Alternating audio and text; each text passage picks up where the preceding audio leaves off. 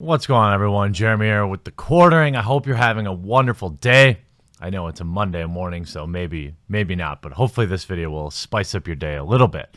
We've probably got 3 videos coming today, so strap in. I want to start the day with the Ubisoft censorship of, in particular, Rainbow Six Siege to meet certain requirements in the Asian market.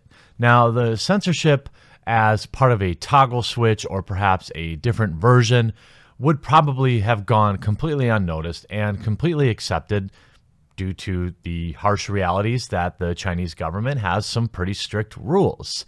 But unfortunately, Ubisoft has chosen to instead force that censorship on everybody who already purchased the game. My friends, that is where the problem lies. Now, let's look at some of the coverage because, if you haven't seen anything about it, it's because I can't really find many people covering it. And if you want more people to know, you can like this video or you can share the tweet, which is usually in my pinned comment. That helps a ton. So, Rainbow Six Siege in a censorship row as aesthetic changes are made to fit Asian regulations. Rainbow Six Siege is currently, at the center of a controversy surrounding censorship after Ubisoft unveiled its, quote, aesthetic changes to the game that remove many references to death, sex, and gambling. Now, these are the 3 main areas where China has some pretty strict rules. And I want to look at a couple before and afters here so you can see what I mean. Here we have before with slot machines, after, poof, gone. Then we have a neon sign of a working lady, and it is replaced by a hand. We have a skull here in this picture, and then after the censorship, it's all covered up.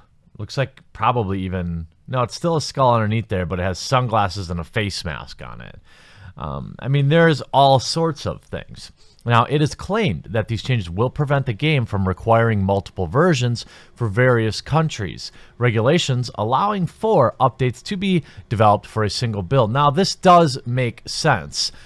If you're a developer, you see a few cosmetic changes that you have to do, and it's not like a major in-game gameplay type of change.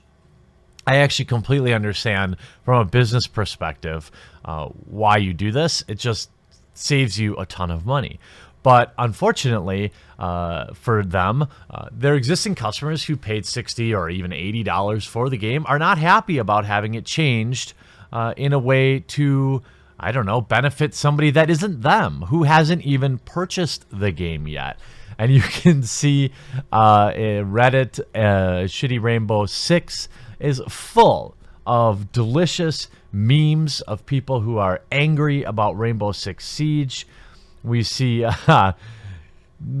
Ching Chong, your game design is wrong. Interesting. I'm not sure what that's in reference to, but you can see Operation Censorship, Rainbow Six Siege. This would probably be a good thumbnail.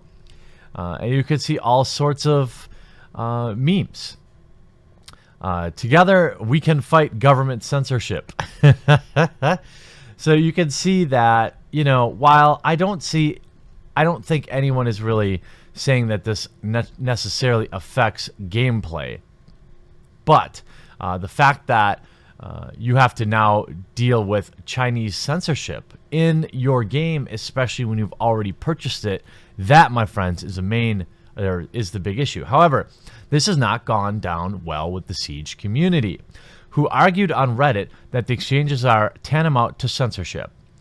The changes. While the blog only cites expansion into Asian territories, it is believed that the changes are specifically due to the game's upcoming release in China. In partnership with Ubisoft shareholder and games behemoth Tencent's service WeGame, China is known for restrictive censorship laws, angering international players who feel the game should not be changed for all due to regulations of a single market. And I 100% agree with this. Players also note that the application of these graphical changes as currently outlined is inconsistent.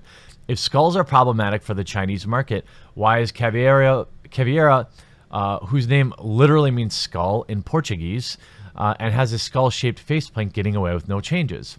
And recently included Halloween skins, which include Jaeger's head being changed into a skull.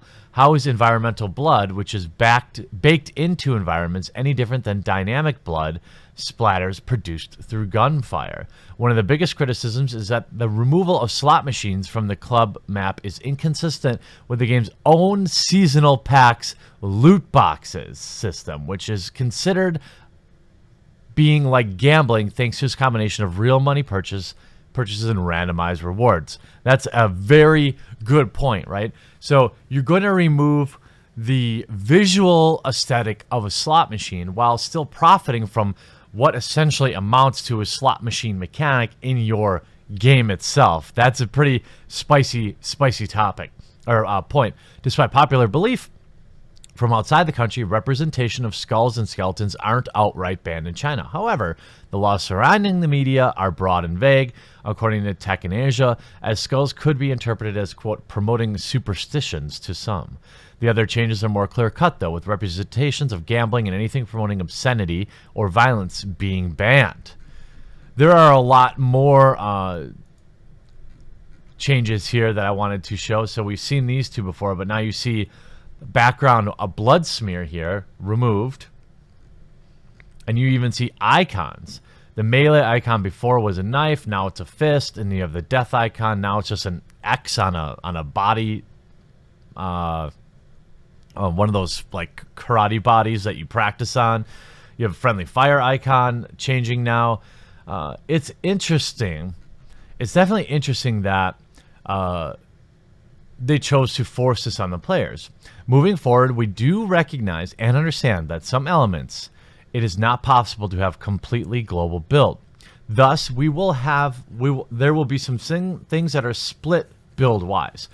While our goal is to maintain as close a parallel as possible between builds, we will also not compromise the core integrity of the gameplay and mechanics as they exist currently. Now, because I'm not a hardcore player of this game, I feel like I can look at this objectively and say, if these changes, the before and after images as we've seen them, were in the original rollout, right, and not in the as a censorship update, nobody would have cared, right?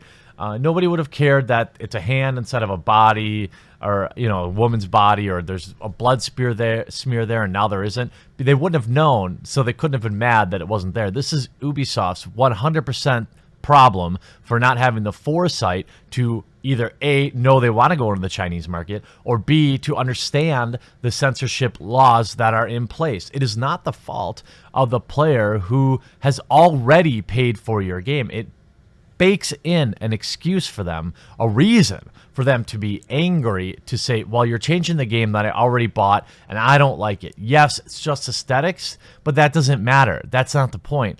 The point is you're changing the game somebody has already purchased to serve a market that has yet to purchase anything from you in this game.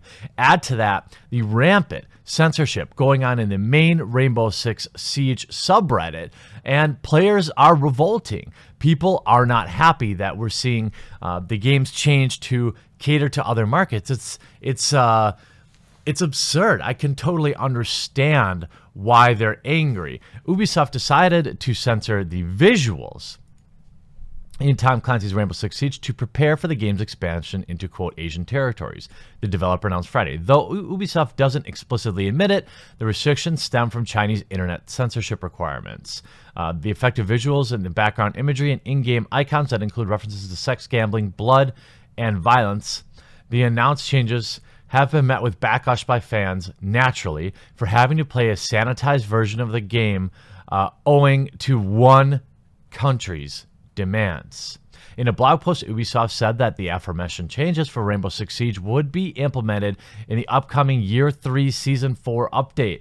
It noted that none of these changes will have an impact on gameplay.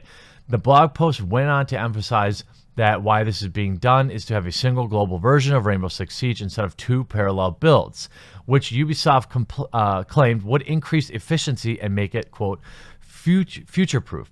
But later on Friday, Ubisoft community manager muddied the waters by trying to clarify its stance and respond to community backlash on Reddit.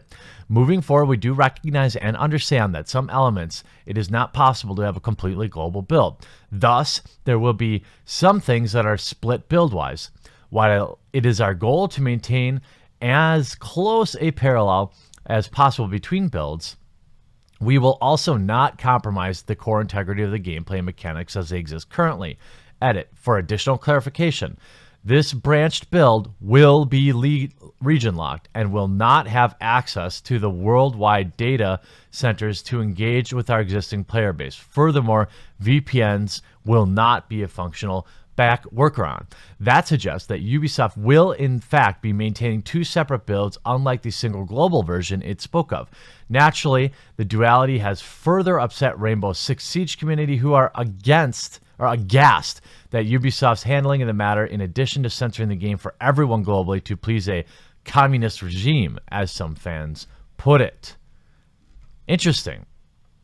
Well, look, if you play Rainbow Six Siege and they have to make these changes to allow the game in China, then you have to be okay with that. I think as long as it doesn't affect the game as you play it in any way whatsoever, what do you care, right? So I doubt that they really care if there's going to be two versions. Look, if you live in China, I mean, that's your government, not Ubisoft.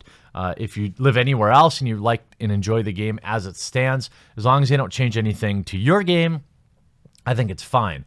We still don't yet know what Ubisoft's final plan, final solution might be, but it's going to be interesting to watch, and hopefully more people will continue to report on this, because it starts with small things like aesthetics, but it's a slippery slope, right? And then it gets into dialogue, and then it gets into certain missions getting removed. And again, all of this, in my opinion, is entirely fine if it exists in that country alone. And look, China is a plenty large market to support this game with these changes.